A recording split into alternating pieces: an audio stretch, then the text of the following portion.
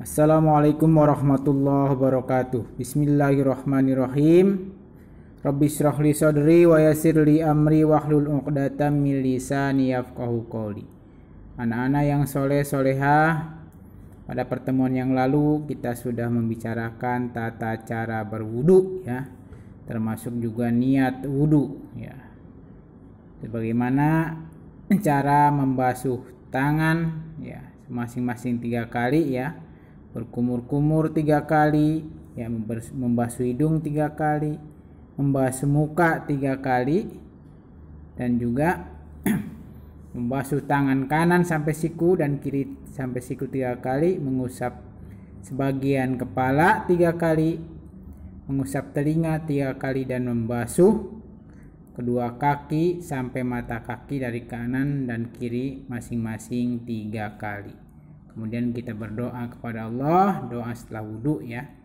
Asyhadu an la ilaha illallah wahdahu la syarikalah wa asyhadu anna Muhammadan abduhu wa rasuluh.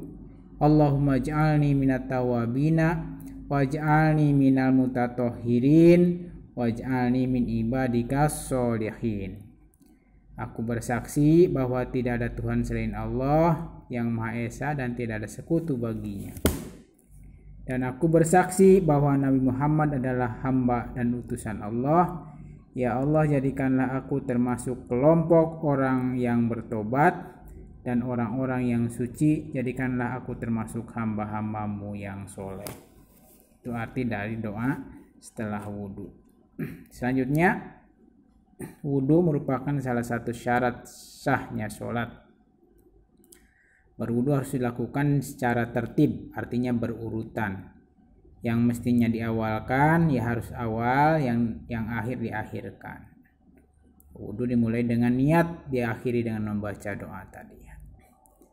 Baik, kita akan bahas soal pilihan ganda ya. Pilihlah jawaban yang benar dengan memberi tanda silang pada huruf A, B, atau C. Nomor 1, wudu menjadi syarat sahnya titik-titik. Ya, yaitu A menjadi syaratnya sholat. Nomor 2, niat wudu dibaca titik-titik wudu. Dibacanya sebelum wudu. B. Nomor 3, rukun wudu yang kedua adalah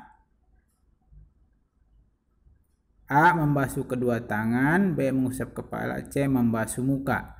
C. membasuh muka. Nomor 4, membasuh kedua kaki hingga mata kaki termasuk titik-titik wudu. A. sunnah, B. rukun, C. syarat. Yang kalian pilih adalah B. rukun wudu. Nomor 5, perbuatan yang dapat membatalkan wudhu adalah A. buang angin, B. makan, C. minum.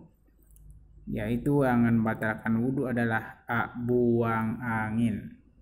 Nomor 6, berwudhu yang baik dilakukan dengan niat A. agar dianggap anak yang rajin, B. mencari pahala Allah, C. mendapatkan pujian orang tua, B. mencari pahala dari Allah. Nomor 7, Andi sudah berwudu, tiba-tiba dia buang angin. Yang harus dilakukan Andi adalah titik-titik. A. berwudu kembali sebelum sholat, B. langsung mengerjakan salat, C. berwudu kembali setelah sholat. Yang harus dilakukan adalah berwudu kembali sebelum sholat. Jadi yang di checklist atau yang disilang A. Nomor 8, wudu harus dilakukan dengan titik-titik. A. asal basah, B. jika mau, C. tertib. Maka kalian jawabnya adalah C. harus tertib. 9, contoh air suci yang dapat digunakan untuk berwudu adalah titik-titik. A. air sungai, B. air teh, C. air kopi. Yang sah dan suci mensucikan adalah A. air sungai. Ya, air teh dan kopi itu dia suci tapi tidak mensucikan ya. 10, yang termasuk sunnah dalam berwudu adalah titik-titik. A. mengusap sebagian kepala, B. berkumur-kumur sebanyak 3 kali, C. Membasuh kedua kaki sampai mata kaki. Ya, ingat yang sunnah adalah B. Berkumur-kumur sebanyak 3 kali. Soal bagian B. Isilah titik-titik di bawah ini dengan jawaban yang benar. 1. Wudhu bertujuan untuk menghilangkan hadas kecil. Nah, jadi nomor 1 diisinya dengan menghilangkan hadas kecil ya.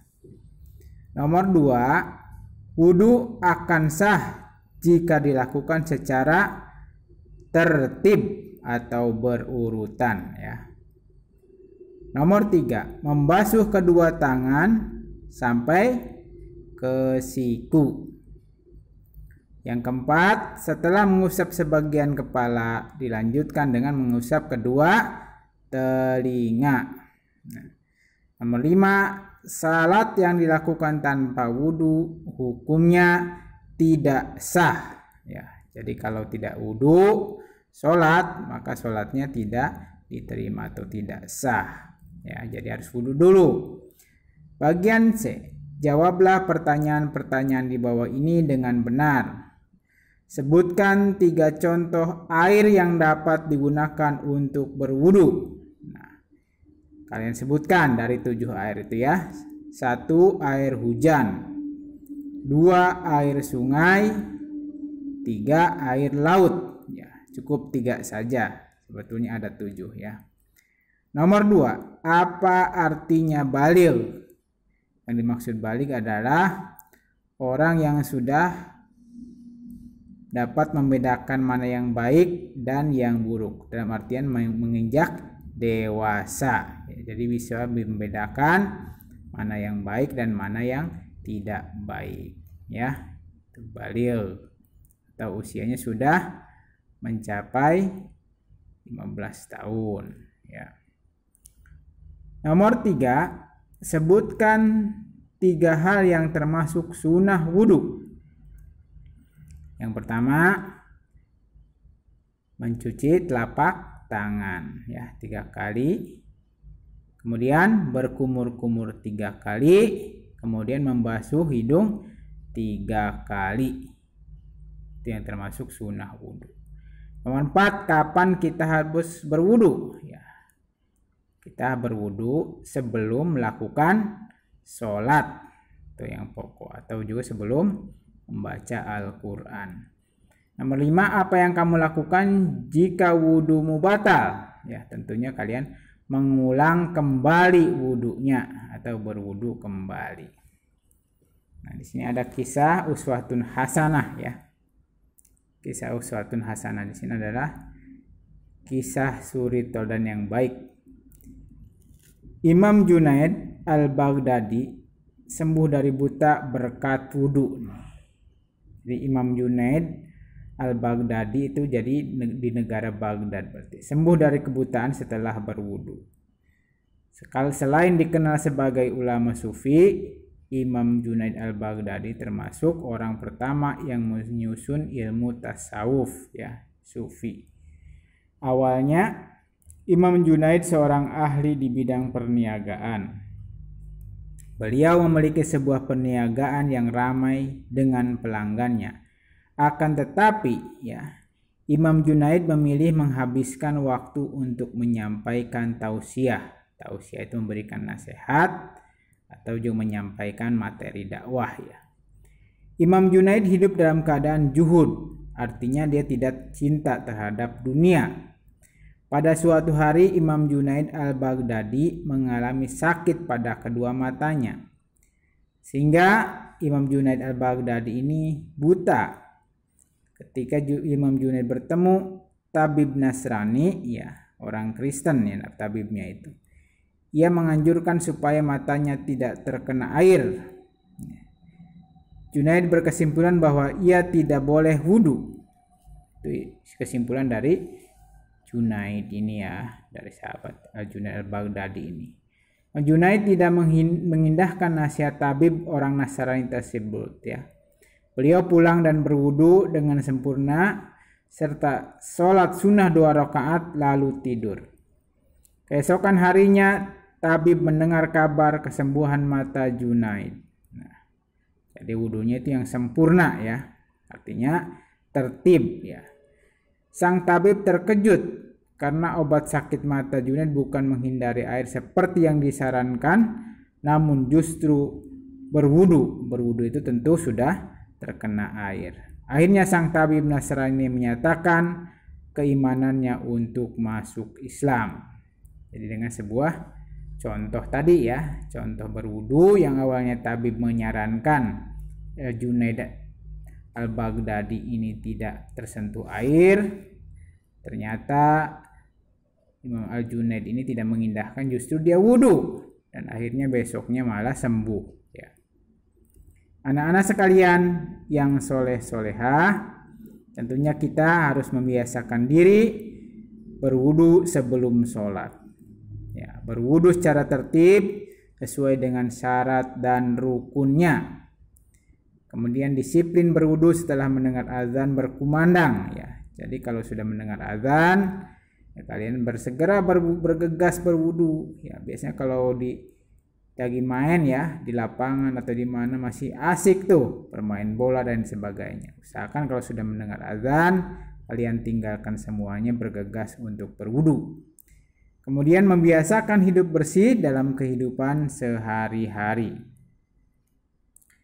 Anak-anak sekalian yang Bapak cintai, selanjutnya kalian nanti checklist ya pada kolom tempat untuk pernyataan di bawah ini ya.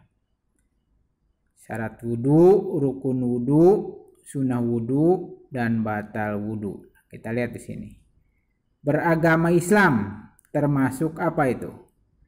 Syarat wudu kah, rukun wudu, sunnah wudu, atau batal wudu? Nah, beragama Islam berarti masuknya yang di checklist di kolom syarat wudu.